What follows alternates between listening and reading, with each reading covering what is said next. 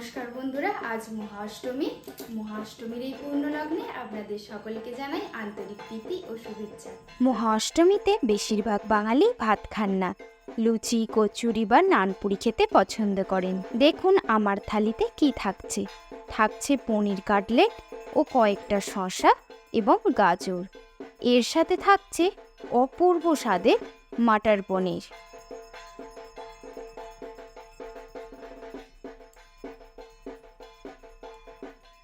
এরপর আলু ফুলকপির রসা থাকছে,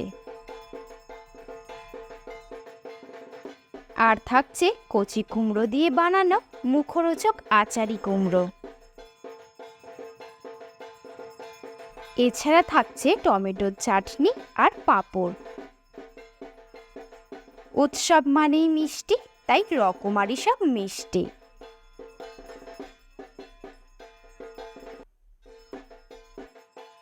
এইবার আসল খাবারটা দিলাম। হ্যাঁ, ঠিকই ধরেছেন, এইগুলো নানপুরি। কেমন লাগলো আমার অষ্টমী স্পেশাল এই থালি? ভালো লাগলে অবশ্যই কমেন্টে জানাবেন, আর জানাবেন আপনাদের পুজো কেমন কাটছে। সকলে খুব ভালো থাকবেন, আনন্দে থাকবেন আর সুস্থ থাকবেন।